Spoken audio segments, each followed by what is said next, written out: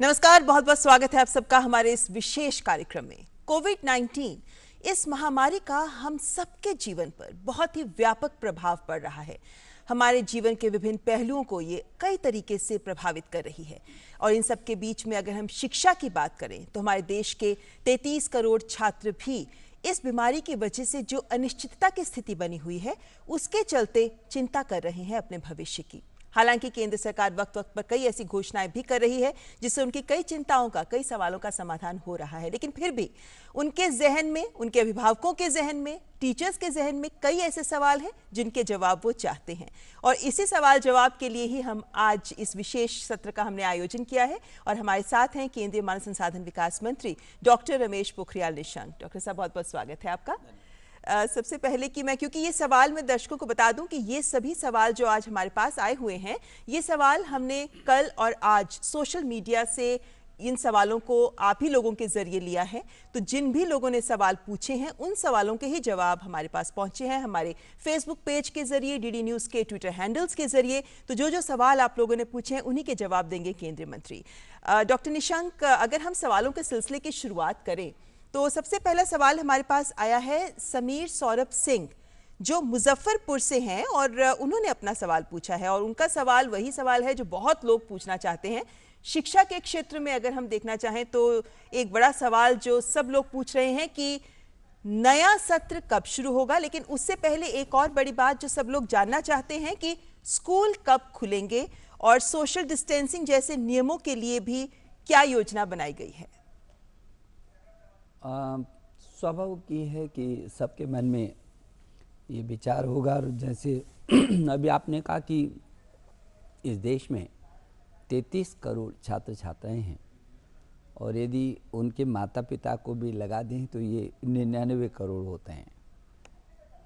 उन 99 करोड़ लोगों की स्वाभाविक ये चिंता कि स्कूल कब से खुलेंगे और खुलेंगे तो किन परिस्थितियों में होंगे और कैसे सामाजिक सुरक्षा की दृष्टि से उसको विभाग करेगा, स्कूल करेंगे, कॉलेज करेंगे, संस्थान करेंगे।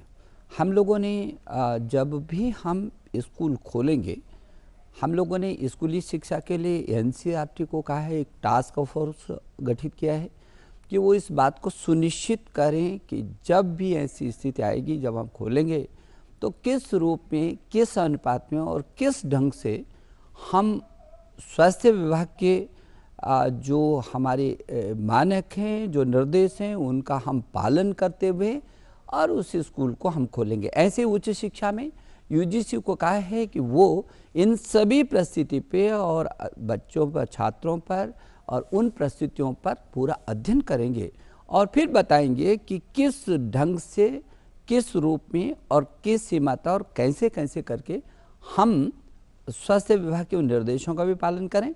और हमारे लिए पहली आवश्यकता है, जो हमारी पहली प्राथमिकता है, वो हमारा जो भविष्य है, बच्चे, छात्र छात्राएं, उनकी सुरक्षा का है। डॉक्टर निशंक, ऐसे में क्या टाइम टेबल में कोई बदलाव भी हो सकता है क्या? क्योंकि कई तरीके की बातें सामने आ रही हैं कि ये शायद ऐसे कुछ बिंदु हैं जिन पर एनसीईआरटी फोकस कर रहा है कि ऑड इवन रोल नंबर्स के हिसाब से बुलाया जाए, आने का वक्त बदला जाए, टाइम टेबल में कुछ बदलाव किया जाए। तो क्या कुछ ऐसे बिंदु हैं जो विचाराधीन हैं?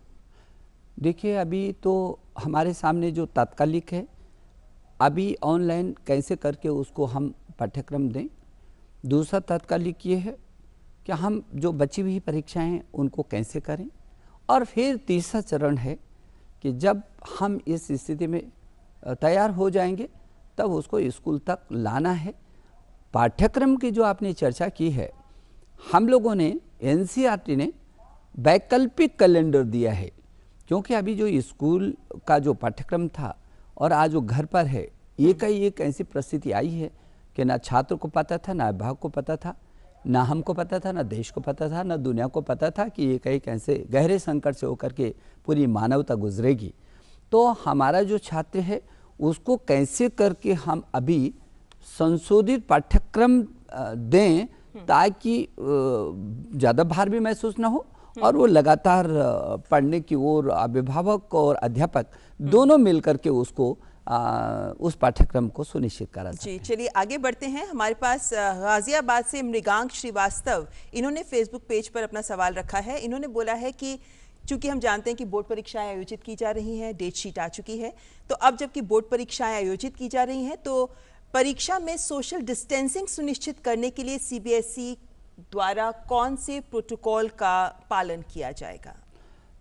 मृगांक, मैं आपको कहना चाहता हूं कि जब भी हम ये परीक्षा करेंगे, और जैसे कि आपको पता है कि पहले हमने 1 जुलाई से 15 जुलाई के बीच सीबीएसई के जो बची हुई परीक्षाएं थी, कुछ हाई स्कूल की थी और इंटर की थी, तो जो बची हुई परीक्षाएं हैं उनको करने के लिए तिथि घोषित की थी। अब विषयवार भी तिथि सुनिश्चित आपको मिल गई है और हम लोग इसको सुनिश्चित करेंगे कि किस तरीके से सामाजिक दूरियां हम उसका पालन कर सकें। लेकिन आपके लिए एक अच्छी सूचना ये है कि जो आपकी परीक्षाएं होंगी वो अब आप ही के स्कूल में होंगी, दूसरी जगह आपको जाने की जरूरत नहीं होगी। अच्छा, ये तो बहुत अच्छा है। इसलिए आपके लिए ये सुखद समाचार है कि आप अपने स्कूल में परीक्षा देंगे और आपके स्कूल वाले, आपके अभिभावक अच्छी तरीके से जानते हैं कि वहाँ पर किस तरीके से उनको स्वास्थ्य विभाग के उन निर्देशों का पालन करना है। जी, यानी अभी तक डॉक्टर निशंक जिस तरीके से बोर्ड की परीक्षाओं के लिए खास तौर पर सेंटर्स बनाए जाते थे जी। और जो अपना स्कूल होता था उससे दूर कोई सेंटर बनाया जाता था,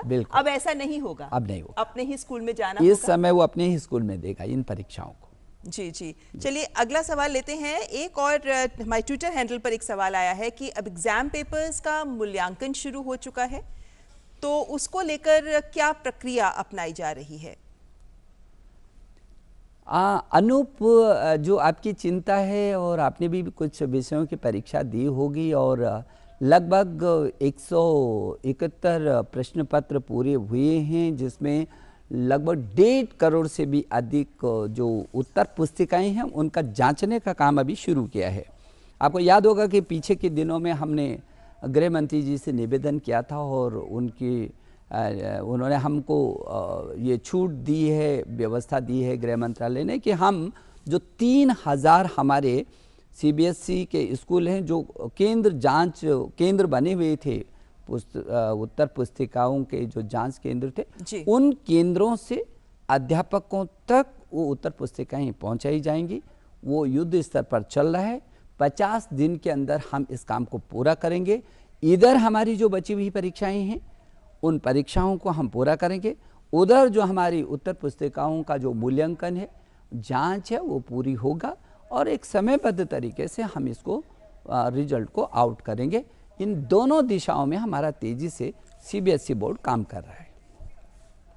जी, तो ये सवाल जो हम अभी मंत्री जी से हमने पूछा था कि परीक्षा पुस्तिकाओं के मूल्यांकन के लिए जो प्रक्रिया अपनाई जा रही है और परीक्षाओं का परिणाम को लेकर भी मंत्री जी यहाँ पे आपसे जानना चाहेंगे कि मूल्यांकन की प्रक्रिया चल रही है। हम जानते हैं कि 10वीं और 12वीं की परीक्षा भी हो रही है, लेकिन इसी के तहत एक सवाल ये भी पूछ रहे हैं कि परीक्षाओं के परिणाम कब तक आ सकते हैं? परीक्षाओं के परिणाम तो साथ साथ ही आएंगे। जैसे मैंने कहा कि जुलाई में 1 जुलाई से 15 जुलाई तक आपकी परीक्षाएं हो रही हैं और उधर उत्तर पुस्तिकाओं का मूल्यांकन हो रहा है, वो जांची जा रही हैं। मुझे भरोसा है कि जुलाई अंत में हम आपका परीक्षा परिणाम घोषित कर देंगे। जी, अच्छा, ये तो हम स्कूल की बात कर रहे हैं मंत्री जी, लेकिन साथ ही साथ विश्वविद्यालयों को लेकर भी कई छात्रों के मन में सवाल है कि जो यूनिवर्सिटी की या कॉलेजेस के जो एग्जाम्स हैं उनको लेकर भी कई सवाल हमारे पास आए हैं। हमारे ट्विटर हैंडल पर सवेंग जैन सागर से उन्होंने ये सवाल पूछा है कि विश्वविद्यालय कब से शुरू होंगे और ये परीक्षाएं कब और कैसे संभव होंगी? मुझे लगता है कि ये भी यूजीसी ने बहुत स्पष्ट किया है और यूजीसी ने, जैसे कि आपको पता है कि यूजीसी ने ये तय किया है, शैक्षणिक कैलेंडर भी जारी किया है और यूजीसी ने कहा है कि 1 जुलाई से वो परीक्षाओं को कराएंगे। तो 1 जुलाई से जो उच्च शिक्षा की परीक्षाएं होंगी उसमें निश्चित रूप में वो जुलाई भर में सारी परीक्षाएं पूरी हो जाएंगी और अगस्त से सत्र शुरू हो जाएगा। ये भी यूजीसी ने निश्चित किया है। जो टास्क फोर्स था उस टास्क फोर्स में सुनिश्चित हुआ है कि यदि तब तक जुलाई तक भी कुछ ऐसे क्षेत्र होंगे जो ग्रीन जोन में नहीं आ पाएंगे जी। तो वो जो बच्चे होंगे उन बच्चों की किस तरीके से परीक्षाएं होंगी उसके लिए भी मार्ग तय किया है। वो जो पहले सेमेस्टर के होंगे उनको 100% जो उनके आंतरिक मूल्यांकन के आधार पर उनको पदोन्नति करेंगे। जो दूसरे तीसरे चौथे सेमेस्टर के होंगे उसमें वो जिस सेमेस्टर में हैं उसका आंतरिक मूल्यांकन 50% प्लस जो पीछे के सेमेस्टर में जो उसके अंक आए उसका औसत बराबर उसका रिजल्ट घोषित होगा। लेकिन जो फाइनल वाले हैं, जो अंतिम फाइनल वाले हैं, उनकी परीक्षा ज़रूर होगी। तो इसमें अब किसी प्रकार के भ्रम की कोई स्थिति नहीं है। जी, तो यानी परीक्षाओं की तिथियां आ रही हैं, सामने आ भी गई हैं, तो अपनी तैयारी छात्र करते रहें। हाँ, निश्चित डेट शीट का इंतजार ना करें, तैयारी करें, क्योंकि डेट शीट भी जल्द ही आ जाएगी। ऐसे ही चूंकि भ्रम की स्थिति लगातार बनी हुई है मंत्री जी, तो ऐसे में हमारे ट्विटर हैंडल पर एक सवाल ये भी आया है कि कॉलेज परीक्षाओं में प्रमोट किया जाएगा या फिर ऑनलाइन परीक्षा होगी। यहाँ पर यह भी बता दें कि कई लोगों को ये लगता है कि अगर हालात सामान्य नहीं हुए तो ऐसे में क्या ऐसा कोई कदम भी सोचा जा सकता है? देखिए, आगे क्या परिस्थितियां होंगी तो भविष्य पर निर्भर करेगा, लेकिन वर्तमान में जो हम लोगों ने तय किया है कि जुलाई से परीक्षाएं होंगी और जो परीक्षाओं में सम्मिलित नहीं हो सकेंगे उनका विकल्प भी दिया है। लेकिन जो भी परिस्थितियां आएंगी उनका सामना किया जाएगा और रास्ता निकाला जाएगा। हम छात्रों का वर्ष खराब नहीं होने देंगे, ये हम लोगों ने मन बनाया। और ये आश्वासन बहुत बड़ा आश्वासन है कि छात्रों का साल खराब कतई नहीं होगा। शुभम पाठक अयोध्या से एक सवाल पूछ रहे हैं मंत्री जी कि जब भी नया सेशन होगा तो उस नए सेशन में कॉलेज में कक्षाएं कैसे चलाई जाएंगी? क्या उनके लिए भी कोई नए नियम, कोई नई गाइडलाइंस आएंगी जो दी जाएंगी? निश्चित रूप में शुभम, आप जान ही रहे हैं कि न केवल इस देश में बल्कि पूरी दुनिया में एक कोरोना का महासंकट चल रहा है और पूरी दुनिया का जो वातावरण कोरोना के बाद इस जो नई परिस्थितियाँ आएंगी उसमें न केवल शिक्षा बल्कि सामाजिक रूप में भी हर स्तर पर जो परिवर्तन होंगे वो उसका एक अंग शिक्षा भी होगा। तो किस तरीके से आगे जो परिस्थितियाँ रहेंगी, जो भी परिस्थितियां आएंगी, उन्हीं परिस्थितियों में रास्ता निकाला जाएगा। लेकिन रास्ता निकाला जाएगा और हर हालत में शिक्षा के स्तर को किसी कीमत पर न बाधित होने दिया जाएगा और न नीचे गिरने दिया जाएगा।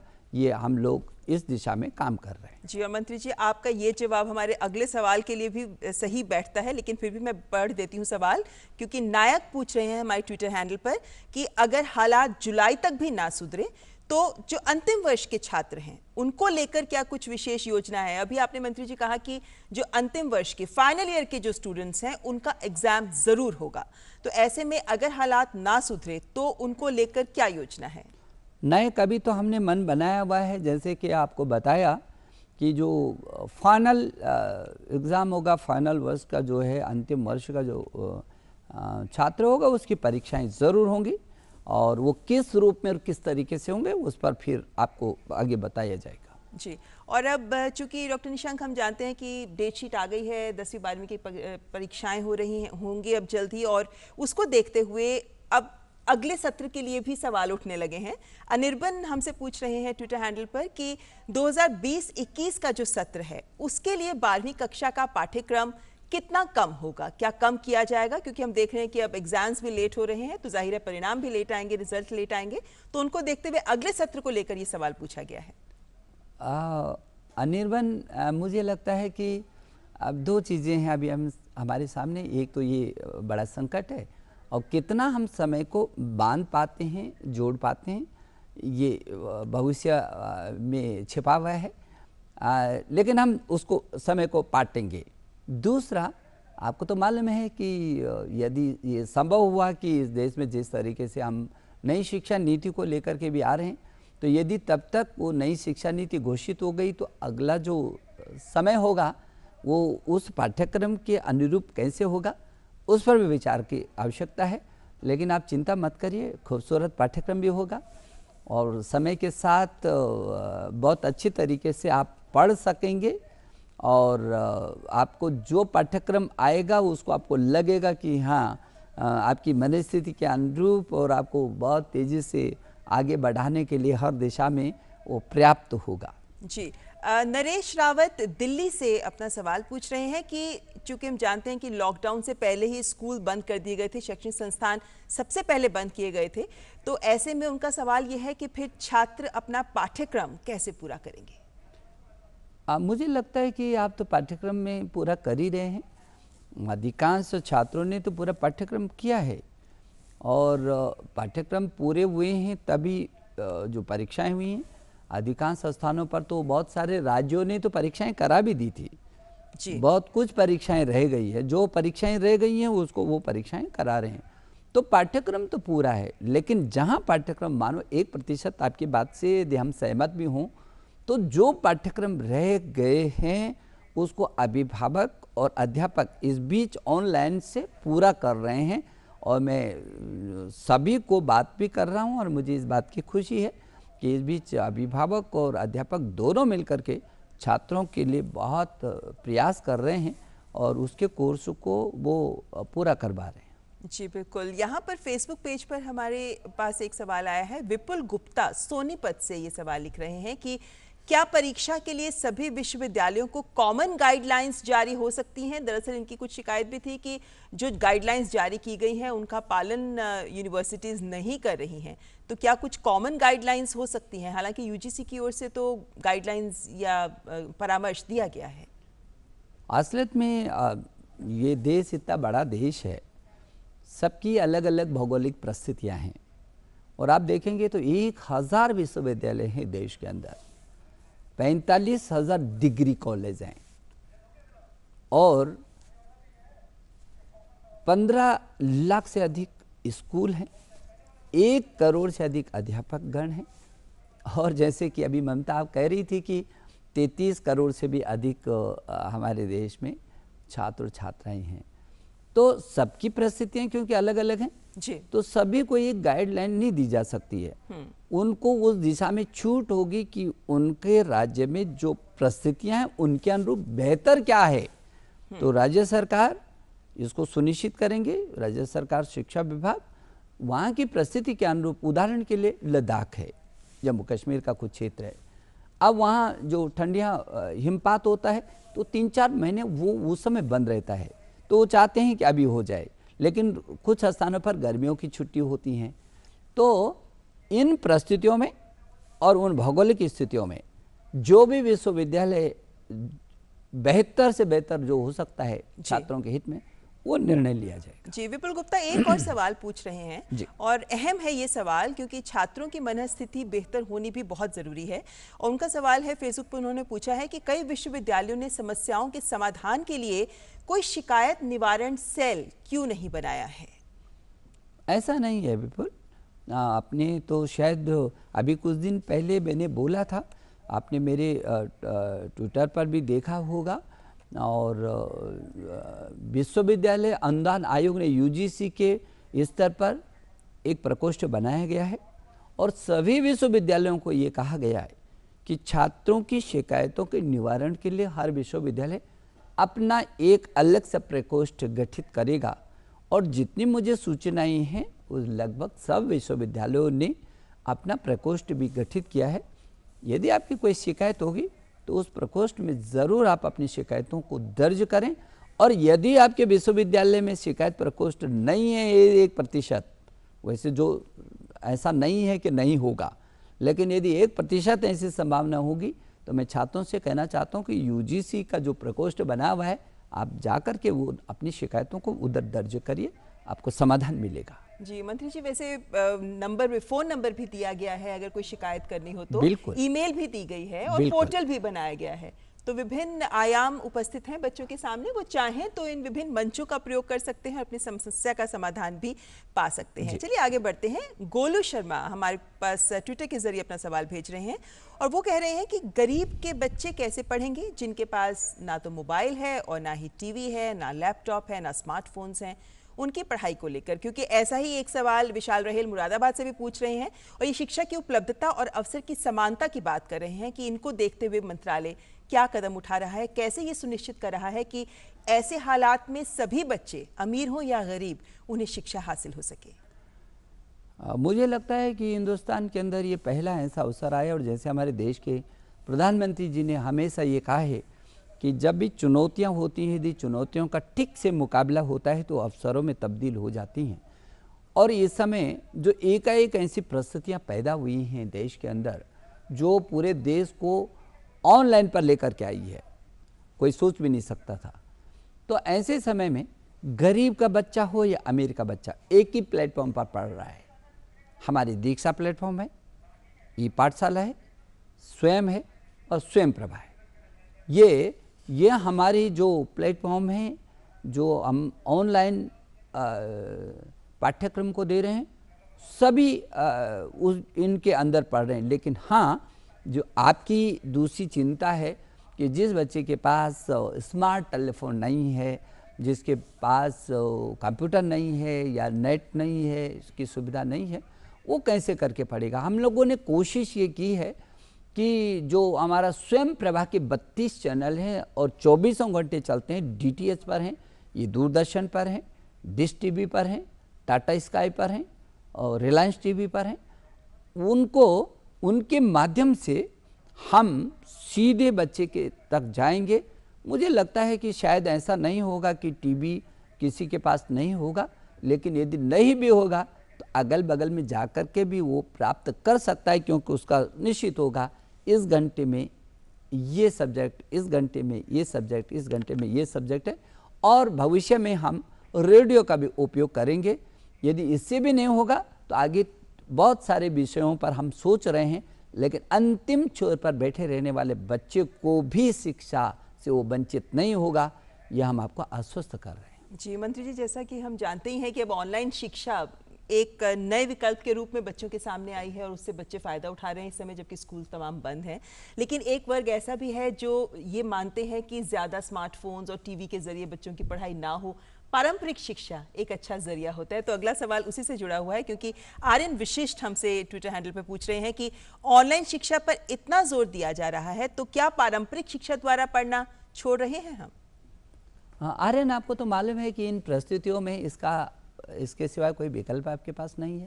पहली बात तो ये, तो इसकी कभी जोर जबरदस्ती नहीं हुई है, परिस्थितियों ने हमको इस प्लेटफॉर्म पर आकर के खड़ा किया है और जिसका कोई विकल्प नहीं है। लेकिन जो पारंपरिक शिक्षा है इसको भी अध्यापक ही पढ़ाएंगे, और अभी तो वो परिस्थितियां नहीं है कि 100% सभी ऑनलाइन पर होंगी, लेकिन जो पारंपरिक हमारी जो शिक्षा है वो शिक्षा जारी रहेगी और अध्यापकों के माध्यम से ये ऑनलाइन आगे और तेजी से बढ़ेगा। ये हमारा कार्यक्रम है। जी, एक सवाल ये भी पूछा जा रहा है ट्विटर पर कि क्या छात्रों के लिए लॉकडाउन में कोई प्रोत्साहन योजना या फिर ऑनलाइन शिक्षा के लिए कोई प्रोत्साहन योजना भी है क्या? आप किस तरीके की प्रोत्साहन चाह रहे हैं? आपको घर में बैठ करके हम सीधे सारे कोर्सेज को दे रहे हैं। अभी दीक्षा पर 80,000 से भी अधिक पाठ्य सामग्री है। आपको यदि कोई छात्र शोध करना चाहते हैं, अनुसंधान करना चाहता है, डिजिटल लाइब्रेरी जो हमारी है NDL, 4.5 करोड़ से भी अधिक सामग्री उस पर उपलब्ध है। हमारे स्वयं पर 1900 पाठ्यक्रम उपलब्ध हैं। हम स्वयं प्रभा के 32 चैनल उपलब्ध हैं और यह हम आप तक पहुंचा रहे हैं, बहुत अच्छे से पहुंचा रहे हैं। लोगों ने सोचा भी नहीं होगा कि इतने कम समय में और ये सारी सुविधाएं बच्चे तक पहुंचेंगी, और हम इसको और पुख्ता कर रहे हैं और सशक्त करेंगे। जी, और मंत्री जी, जैसा अगला सवाल हमारा फीस से जुड़ा हुआ है, और जैसा हम जानते हैं कि NIT या IIT या IIIT को लेकर भी हम जानते हैं कि आपने अहम निर्णय लिया है। उसको लेकर स्कूल की फीस की जब बात हो तो फिर अभिभावक ज़रूर परेशान हैं, और ये देखते हुए कि आज शिक्षा मंत्री हमारे सामने है, तो एक सवाल इस तरीके का आम नागरिक के नाम से मुंबई से पूछा जा रहा है कि लॉकडाउन में भी निजी स्कूल फीस क्यों ले रहे हैं? ममता, पहली बात तो ये कि जो ये शिक्षा का विषय है ये राज्यों का विषय है। जी बिल्कुल। और जो आपने कहा है कि फीस बढ़ाना, अभी IIT और IIITs या NITs को हमने कहा है, उनकी काउंसिल को हमने अनुरोध किया है कि जो हर वर्ष में वो बढ़ाते हैं, ये कोशिश करें कि इस समय वो ना बढ़ाएं, उनसे आग्रह किया। लेकिन जब राज्यों से ये बात सुनने को आई और सीधा मेरे ट्विटर पर, मेरे फेसबुक पर ये बातें आई मेरे मंत्रालय में कि 3-3, 4-4 महीने का एक साथ लिया जा रहा है, थोड़ा सा कठिनाइयों में है।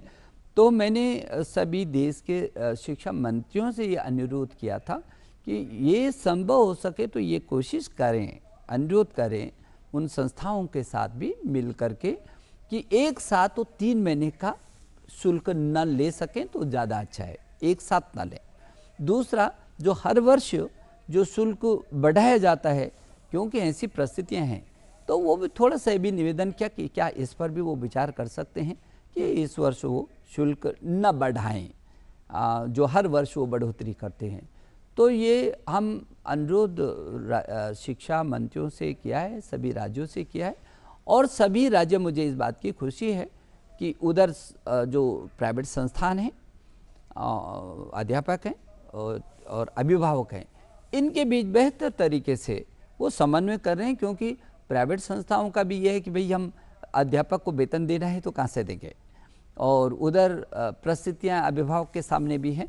तो राज्य इसका बेहतर तरीके से रास्ता निकाल रहे हैं, और मैं लगातार शिक्षा मंत्री, पूरे देश भर के शिक्षा मंत्रियों के लगातार मैं संपर्क में हूँ। यानी ये भी एक सुझाव हो सकता है मंत्री जी कि जिनको समस्या आ रही है वो अपने राज्य के शिक्षा मंत्रियों को ये पत्र लिखें, उनको अनुरोध करें, वो कर ही रहे हैं, वो निर्णय लें। वो कर ही रहे हैं, मतलब ये संज्ञान में लिया जा रहा है। हाँ, निश्चित रूप में, और मेरी लगातार वार्ता हो रही है और सभी शिक्षा मंत्रियों के, सभी मुख्यमंत्रियों की ये संज्ञान में है।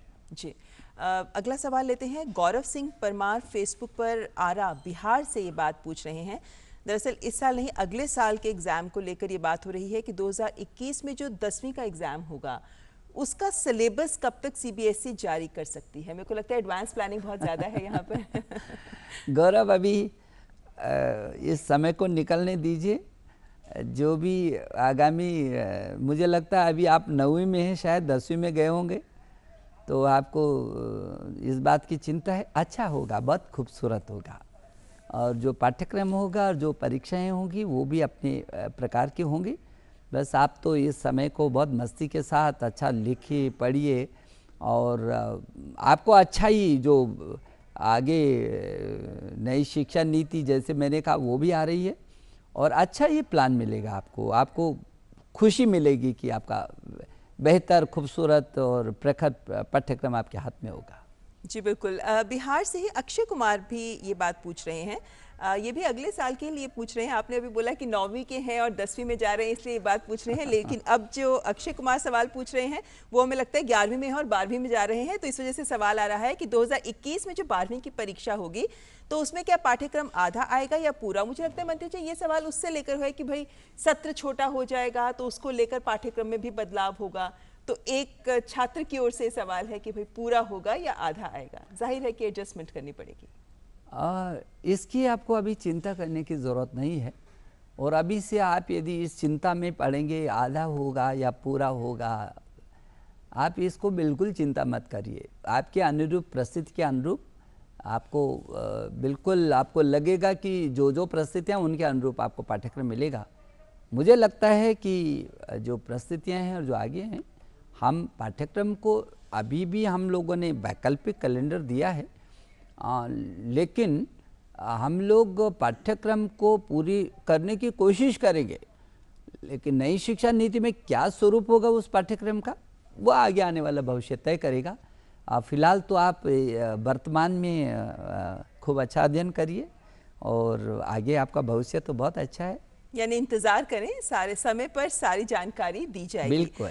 ऑनलाइन शिक्षा पर चूंकि इतना जोर है मंत्री जी, तो उसको लेकर कुछ कंसर्न्स भी सामने आ रहे हैं। जैसे कि इस ट्वीट में है कि ऑनलाइन शिक्षा पर इतना जोर है तो छात्र तो किताबें खरीदेंगे ही नहीं।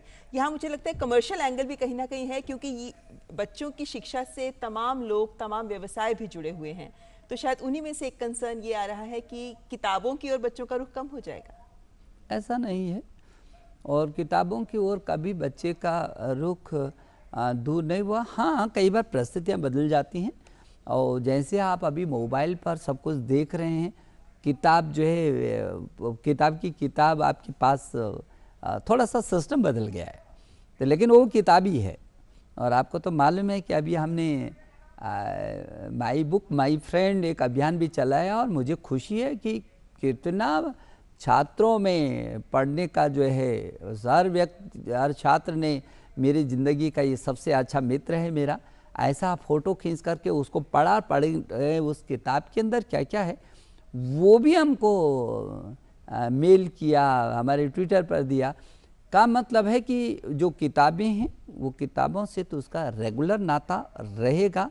हाँ, ये जो किताबें हैं वो किस रूप में, कब तक हम इसको आगे क्या स्वरूप देंगे, ये धीरे धीरे बदलता चला जाएगा, लेकिन किताबें भी जिंदी रहेंगी और पाठ्यक्रम भी जिंदा रहेगा और पढ़ने की मानसिकता भी जिंदी रहेगी। और यहाँ पर छात्रों की जानकारी के लिए ये भी जानना चाहेंगे मंत्री जी, क्योंकि हम जानते हैं कि जब ऑनलाइन अध्ययन हो रहा है तो ऑनलाइन ही किताबें भी उपलब्ध की गई हैं। जहाँ तक मेरा ध्यान है ई पाठशाला पे भी 200 के करीब टेक्स्ट बुक्स उपलब्ध हैं। निश्चित रूप में अभी जो हमारा ई पाठशाला पर सारी किताबें हैं, CBSE ने भी अपने सब किताबों को डाला है और जो हमारी दीक्षा है, दीक्षा पर भी सारे पाठ्यक्रम सारी पुस्तकों को आपको उपलब्ध हो जाएंगी किताबें।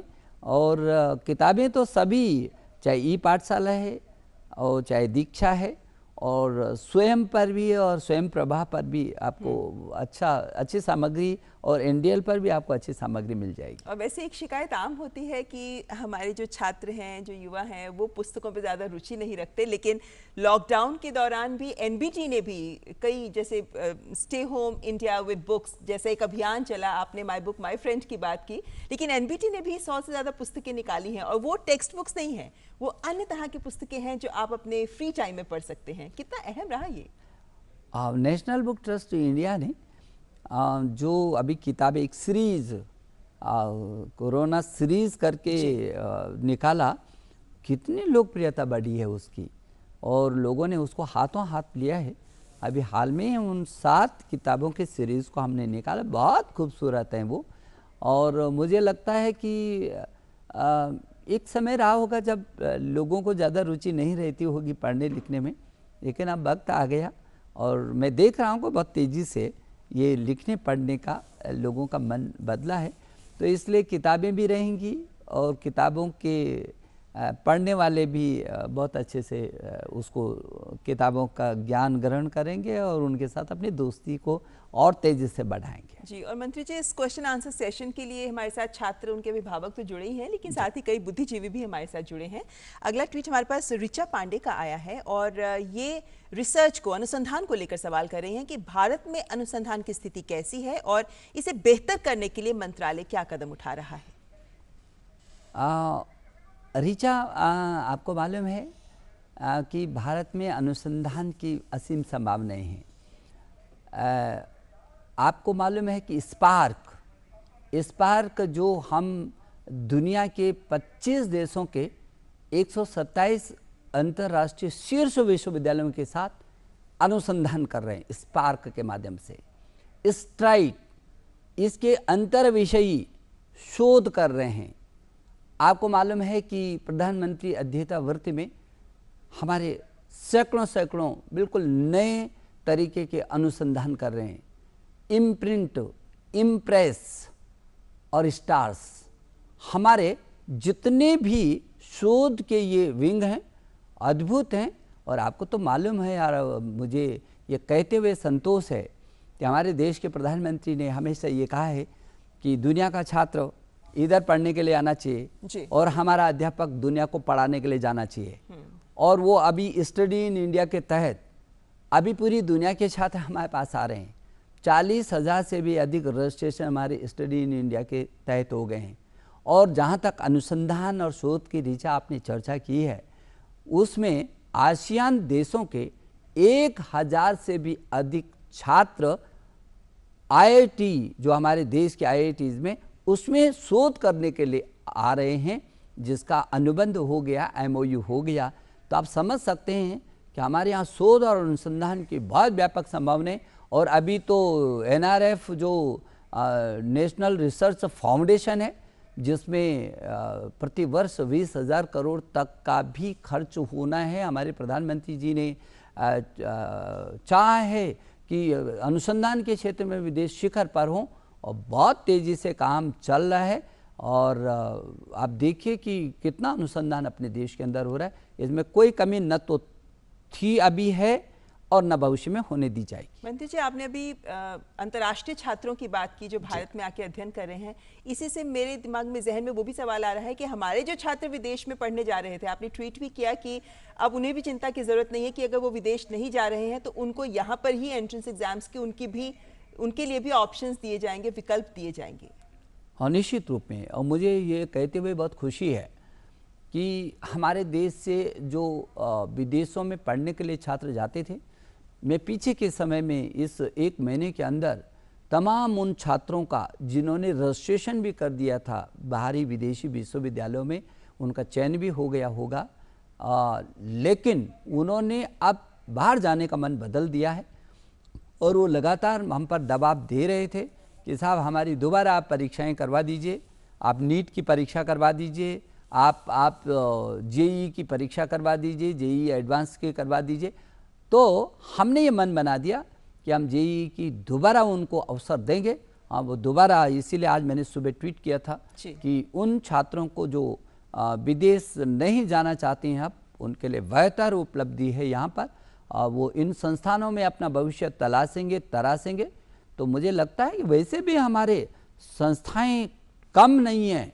यदि आज दुनिया की शीर्ष से शीर्ष यदि बड़ी कंपनियों को देखेंगे तो वहाँ उनमें शीर्ष स्थान पर बैठे रहने वाला वो मेरी इन्हीं संस्थानों से, मेरे यहाँ के IIM, IIT, NIT, IIT और IIIT, इनसे गया हुआ है। तो इसलिए हमारे जो संस्थाएं, शैक्षणिक संस्थाएं, उनमें बहुत अच्छी अवस्थापना है और बच्चों को अब विदेश जाने की ज़रूरत नहीं है। ये देश उनके लिए एक अच्छा शिक्षा का प्लेटफॉर्म है। चलिए अगला सवाल लेते हैं। आशु सिंह मेरठ से ये सवाल पूछ रही हैं कि आपने छात्रों, अध्यापकों और अभिभावकों के साथ भी कई वेबिनार किए, तो वो पूछ रही हैं कि एक तो क्या रिस्पांस रहा और अगर कोई सुझाव आपको भेजना हो तो आपसे कैसे संपर्क कर सकते हैं? हाँ आशु, आपको मालूम है और जैसे आपने बताया कि मैं लगातार अपने अभिभावकों के संपर्क में हूँ, मैं लगातार छात्रों के संपर्क में हूँ, मैं लगातार देश के सभी शिक्षा मंत्रियों से लगातार परामर्श कर रहा हूँ। मैं देश के सभी शिक्षा को चलाने वाले जो निदेशक है, चाहे शिक्षा सचिव हैं, उनको संवाद कर रहा हूँ। मैं देश के सभी अध्यापक गण को संवाद कर रहा हूँ, मैं छात्रों से संवाद कर रहा हूँ। मुझे खुशी है कि जब अभिभावकों से जुड़ा तो लगभग 3.5-4 करोड़ से भी अधिक अभिभावक जुड़े मुझसे, और जब छात्रों के साथ जुड़ा तो लगभग 5.5-6 करोड़ छात्र जुड़े, अध्यापकों से जुड़ा। बहुत अच्छा अनुभव है। एक तो जो सवाल आए वो सीधा संवाद होने से बहुत सारे जो उनके मन में भ्रांतियाँ थी वो दूर हुई, और हम मिल करके कैसे करके इस महामारी का मुकाबला कर सकते हैं, इस संकट का सामना कर सकते हैं, या हम मिल करके जब आपस में विचार विमर्श करेंगे, रास्ता निकालेंगे, और वो रास्ता हम निकाल रहे हैं। और मुझे बहुत अच्छा अनुभव है। मैं लगातार इसीलिए संवाद भी कर रहा हूँ। और आज भी जब दूरदर्शन ने ये चाहा है कि मेरे देश के सभी अभिभावक गण से और सभी छात्रों से मुझे दूरदर्शन के माध्यम से संवाद करना है, तो मैंने तनिक भी देर न करके अपनी अनुमति दी और मैं आज आपके साथ संवाद कर रहा हूँ। आपको कोई भी दिक्कत होती है तो आप मेरे ट्विटर पर कर दिए, मेरे मंत्रालय के ट्विटर पर करिए। आपके विश्वविद्यालयों में प्रकोष्ठ गठित है, UGC में प्रकोष्ठ गठित है, विभिन्न संस्थानों में प्रकोष्ठ गठित है। उन पर जाकर के आपकी किसी भी प्रकार की कोई कठिनाई, कोई समस्या है तो समस्या का समाधान करने की हम भरपूर कोशिश करें। या फिर कोई सुझाव भी हो तो वो आपको भेज सकते हैं, बिल्कुल, ट्वीट बिल्कुल, कर सकते बिल्कुल। हैं। नई शिक्षा नीति को लेकर भी कई लोगों ने सवाल पूछे हैं। अंशु वर्मा जो सहायक प्रोफेसर हैं और साथ ही प्रोफेसर प्रभाकर बदोनी, इन्होंने नई शिक्षा नीति को लेकर सवाल पूछा है कि नई शिक्षा नीति आ रही है तो उसे लेकर आपका विजन क्या है? प्रभाकर जी,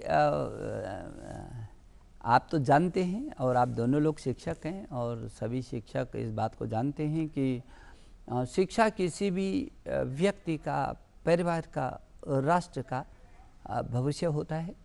और वो बच्चा जिस तरीके से शिक्षा ग्रहण करता है वही उसका आधार बनता है। और उसी आधार पर परिवार खड़ा होता है, समाज खड़ा होता है और देश खड़ा होता है। इसलिए आपको मालूम है कि हमारे देश के प्रधानमंत्री ने कहा मुझे नए भारत के निर्माण की संकल्पना है। कैसा भारत? जो स्वच्छ भारत हो, स्वस्थ भारत हो, सशक्त भारत हो, समृद्ध भारत हो, एक भारत और श्रेष्ठ भारत हो। और इस नए भारत के निर्माण के लिए भी उनको जो सूत्र के रूप में उन्होंने हमको दिए, वो दिया make in India, digital India, skill India, startup और स्टैंड अप। आखिर इस देश में मेक इन चाइना क्यों हो, मेक इन जापान क्यों हो? हमारे पास प्रतिभा की कमी नहीं है, हमारे पास विजन की कमी नहीं है, हमारे पास मिशन की कमी नहीं है। और इसलिए अब वो रास्ता हम तैयार कर रहे हैं। जो ये नई शिक्षा नीति जो 33 वर्षों के बाद आएगी, ये ज्ञान, विज्ञान, अनुसंधान और प्रौद्योगिकी से युक्त होगी। हम हर क्षेत्र में जाएंगे, हम भारत केंद्रित शिक्षा की कोशिश करेंगे। जो उसका मसौदा है वो भारत केंद्रित कैसे करके वो शिक्षा हो सकती है, जो अपने ज्ञान, विज्ञान, अनुसंधान और प्रौद्योगिकी के साथ पूरे विश्व के अंदर, जैसे हमारे प्रधानमंत्री जी का विजन है कि विश्व मानव बनाना है हमने, वो योद्धा की तरह विश्व में जा सकता है, हर गुण संपन्न हो, प्रखरता हो, ज्ञान और विज्ञान और अनुसंधान के हर क्षेत्र में वो आगे बढ़े। इसलिए जो ये नई शिक्षा नीति होगी, ये नई शिक्षा नीति उस नए भारत के निर्माण की आधारशिला भी होगी। और इसलिए मुझे लगता है कि ये दुनिया का सबसे बड़ा विमर्श हुआ होगा इसमें, जिसमें नीचे तक छात्र हो, अध्यापक हो, विशेषज्ञ हो, शिक्षाविद हो, NGOs हों, वैज्ञानिक हों, यहाँ तक कि ग्राम समितियों तक भी 1.5 लाख ग्राम समितियों तक भी विचार विमर्श करके स्कूली शिक्षा से लेकर कर उच्च और उच्चतम शिक्षा तक परामर्श हुआ है। और मुझे भरोसा है कि ये बहुत खूबसूरत और देश को एक नए भारत, जो हमारे प्रधानमंत्री जी ने कहा है, सशक्त भारत के आधारशिला के रूप में निश्चित होगी। तभी बेसब्री से इंतजार है सबको कि शिक्षा नीति जल्दी आए। एक और सवाल डॉक्टर डी हरिचंदन मुंबई विश्वविद्यालय से पूछ रहे हैं। हम जानते हैं कि वित्त मंत्री निर्मला सीतारमन ने शिक्षा को लेकर कुछ अहम बातें आत्मनिर्भर भारत के तहत सामने रखी थी, तो उसी को लेकर वो पूछ रहे हैं कि PM ई विद्या, ऑनलाइन डिजिटल लर्निंग, इनके शुभारंभ की जो घोषणा की है, इन पहलों का क्या महत्व होगा? डॉक्टर साहब, आपने जो प्रश्न पूछा है बहुत अच्छा है, क्योंकि अभी मैं आपके ने कहा है तो आप सबके ओर से और आप सबके माध्यम से मैं अपनी यशस्वी वित्त मंत्री जी का तो आभार व्यक्त करता हूं। और हमारे प्रधानमंत्री जी का जो विज़न था कि 1 नेशन और 1 डिजिटल प्लेटफॉर्म, तो एक राष्ट्र में एक डिजिटल प्लेटफॉर्म हो, उस आधार पर ई विद्या जो हम लोगों ने प्रधानमंत्री ई विद्या का जो है आगे बढ़ाया है, मुझे लगता है कि अद्भुत पहल होगी देश के अंदर। और उसी में हर कक्षा को एक चैनल भी होगा, और जो उसमें पाठ्यक्रम में वो होगा, विकलांगों के लिए भी होगा। और ये जो ई लर्निंग का है, ये जो वातावरण बनेगा, इसमें हमारा बच्चा हर शिखर को पहुंच सकेगा, पहुंच होगी उसकी, और उसमें शोध और अनुसंधान की जिजीविसा पैदा होगी। उसको उसकी प्रवृत्ति के अनुसार कैसे आगे वो बढ़ सकता है, उसके बिल्कुल पूरा मैदान होगा, उसके सामने खुला मैदान होगा, कहाँ तक दौड़ सकता है। जिस तरीके से हमने अभी हैकाथॉन किया था, स्मार्ट इंडिया हैकाथॉन, कि आओ एक खुला प्लेटफॉर्म है, कौन कौन क्या क्या कर सकता है, तो कैसी प्रतिभाएं आपको तो मालूम है कि किस तरीके से हमारे बच्चों में प्रतिभाएं हैं। और HRD ने भी, मंत्री जी, HRD ने भी आइडियाथॉन किया, समाधान जैसी चैलेंज भी दिए, जो बहुत अहम रहे। अभी आपने विशेष रूप से सक्षम छात्रों की भी बात की कि इसके लिए भी एक विकल्प है। और जब ये ऑनलाइन शिक्षा चल रही है लॉकडाउन के दौरान, तब ये बात महसूस भी की गई। और इसको लेकर आत्मनिर्भर भारत के तहत वित्त मंत्री ने जैसे कहा कि विशेष ई कंटेंट इनके लिए होगा, ये वाकई एक अहम पहल है इनके लिए। लेकिन साथ ही मनोदर्पण की भी घोषणा की गई। और हम जानते हैं कि हमारे छात्रों का मानसिक स्वास्थ्य बहुत ज़रूरी है, इसका बेहतर होना भी बहुत ज़रूरी है। तो क्या हम ये माने कि एक बहुआयामी शिक्षा की ओर केंद्र सरकार कदम बढ़ा रही है? निश्चित रूप में जो ये मनोदर्पण का है, वो जो मनोदर्पण वाला विचार है, वो अपने में अद्भुत है। हमारे यहाँ हमेशा कहा गया है कि मन के जीते जीत है, मन के हारे हार। जिस आदमी का मन ही जीत का नहीं है वो तो कैसे जीत सकता है। आधा तो उसके मन एक ऐसा है जो आदमी का मार्गदर्शक होता है। मन यदि समृद्ध है, सशक्त है, यदि वो मन पूरी तरीके से बलशाली है तो आदमी ताकतवर बनता है, वो मन उसको आगे बढ़ाता है। इसलिए इस छात्र का जो मनोबल है वो कैसे बना रहे, विषम और विपरीत परिस्थितियों में भी वो रास्ता निकालने का कैसे करके वो ताकत के साथ आगे बढ़े। ये जो मनोदर्पण है वो उसकी जो मनोवैज्ञानिकता के आधार पर उसके मन को ताकत देने का जो एक अभियान है वो इस मनोदर्पण के अंदर है और ये भी बहुत बड़ा काम करेगा। जी, एक कुछ सवाल हमारे पास फेसबुक पेज पर, ट्विटर हैंडल्स पर भी आए हैं, वो है NIOS में DL-ED को लेकर हैं और मनोज कौशिक, मोहम्मद हैदर, सौरभ चौधरी, बहुत सारे नाम हैं जिन्होंने इस बात को सामने रखा है कि DL-ED NIOS के तहत इनके लिए जो आपने हाल ही में एक बयान भी दिया था उसको लेकर उनकी तरफ से ये कहा जा रहा है कि शुद्धि पत्र NCTE के द्वारा जल्द जारी किया जाए। क्या कहेंगे मंत्री जी? मुझे लगता है बहुत वर्षों से समस्या थी और जिसमें बहुत सारे अध्यापक गण जो छात्र उससे जुड़े हुए थे उनकी समस्या थी। हाई कोर्ट ने एक आदेश दिया था और मैंने अभी कुछ दिन पहले कहा कि जो हाई कोर्ट का आदेश है उस आदेश का हम लोग सम्मान करेंगे और मुझे खुशी है कि उसका हमने सम्मान कर दिया है। 1-2 दिन में उसका शुद्धि पत्र भी जारी हो जाएगा और जो वो अधर में है उनका रास्ता साफ हो जाएगा। जी, तो ये आश्वासन सबके लिए है और शिक्षा के विभिन्न आयामों को लेकर मंत्री जी आपने जवाब दिए हैं। हम उम्मीद करते हैं कि जिन जिन लोगों ने अपने सवाल पूछे हैं वो ज़रूर जवाब से आश्वस्त रहे होंगे और जैसे जैसे वक्त आगे बीतेगा, कोविड-19 महामारी के चलते जैसे जैसे हालात बदलेंगे वैसे वैसे तमाम स्थिति और स्पष्ट होती जाएगी। बहुत बहुत शुक्रिया मंत्री जी हमारे बीच आकर DD न्यूज़ के प्लेटफॉर्म पर हमारे मंच पर इन तमाम सवालों के जवाब देने के लिए बहुत बहुत शुक्रिया। धन्यवाद। इसी के साथ इस विशेष कार्यक्रम में आज लेते हैं इजाजत, लेकिन आप DD न्यूज़ के साथ लगातार बने रहिए क्योंकि ताज़ा तरीन खबरें लेकर हम लगातार आपके सामने हाजिर होते रहेंगे। फिलहाल लेते हैं इजाजत। नमस्कार।